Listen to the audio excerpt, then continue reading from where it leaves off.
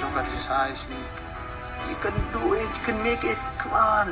Then his eyes like that. Just look straight like that. And he's not breathing anymore.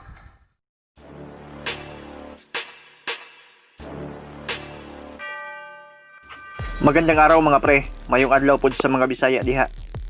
Pagkamatay ng matalik na kaibigan ni Manny Pacquiao, isa sa nagtulak sa kanya para ipagpatuloy ang professional boxing.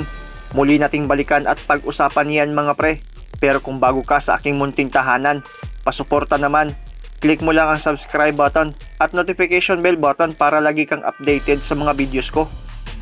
December 9, 1995, ang gabi na kung saan nangyari ang isa sa pinakamalungkot na parte ng buhay at karera sa boxing ni Manny Pacquiao, ang pagkamatay ng matalik niyang kaibigang boxer na si Eugene Barutag. Magkasunod ang laban nila sa gabing yon na ginanap sa Manila City. Co-main event si Barutag, habang main event naman si Manny Pacquiao ng Blow by Blow promotion. Nakaharap ni Eugene Barutag ang veteranong boxer na si Rani Andagan na may boxing record na 21 wins, 20 losses at 4 na tabla sa isang 8-rounder na laban. Sa gabi ng bakbakan ay sinasabing lamang na lamang si Barutag sa unang 4 na round at muntika na ngang manockout si Andagan. Pero sa hindi inaasahang pagkakataon ay bumaliktad ang takbo ng laban nang matamaan ng sunod-sunod na solido itong si Barutag na naging dahilan ng pagtigil ng referee sa laban at natalo si Barutag sa ika-6 na round via TKO na kung saan ilang minuto lang pagkatapos ihinto ang laban ay natumba at nawalan siya ng malay. Walang paramedics na naka-standby in case of emergency. Dinala agad si Barutag sa hospital pero diniklarang DOA o dead on arrival.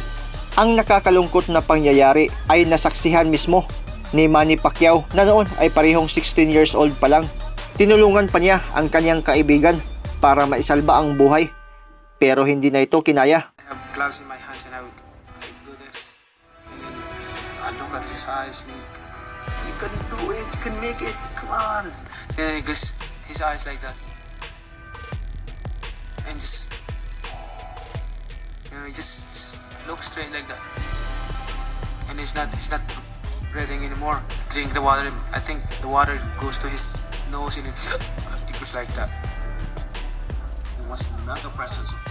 Ilang minuto pagkatapos ang pangyayari ay umakyat na sa lona si Manny Pacquiao para sa main event ng Blow by Blow promotion at naka-schedule sa 10 rounds ang laban. Nakaharap ni Manny Pacquiao si Rolando Tuyogon, 24 anyos noon, at may kartadang 12 wins, 11 losses, 2 tabla at 2 dito via knockout, habang si Manny Pacquiao, 16 anyos pa noon, ay may undefeated na record na 9 wins at 4 dito via knockout.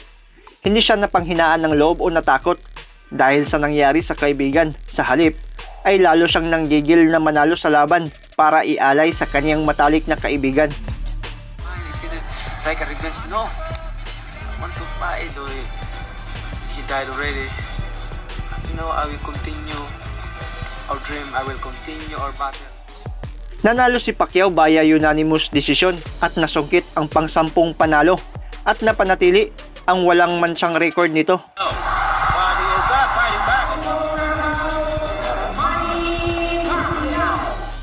Sa aksidenteng nangyari sa kaibigan, sobrang nalungkot si Manny Pacquiao at ang perang nakuha niya sa laban at ang kaunting ipon mula sa pagiging welder sa Manila ay ginamit niya para panggastos sa libing ng kanyang matalik na kaibigan. Nakaparihong kaprobinsya din niya sa Jensan. Mula noon, ang 50 kilograms na si Manny Pacquiao ay mas lalong nagpursige sa larangan ng boxing. Mas na-inspire na ituloy ang labang sinimulan at ngayon ay matagumpay na sa pamilya, karera sa politika at karera sa boxing. The one and only 8th Division World Champion. Patunay lang ito na sa buhay natin, napakaraming pagsubok. Ang importante ay matuto tayong bumangon, lumaban at huwag kalimutang manalangin sa kataas-taasan. Maraming salamat sa panonood mga pre. Amping mo.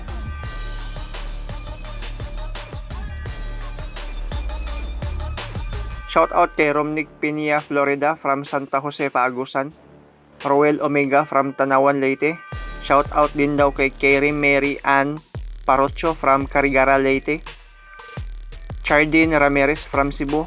Kwentong Buhay, Pakto in Pakta, Bakbakan TV Boxing, Librando Habilora, Jodel Forever from Sugod, Southern Leyte. Ingat kayo dyan pre at maraming salamat sa panonood.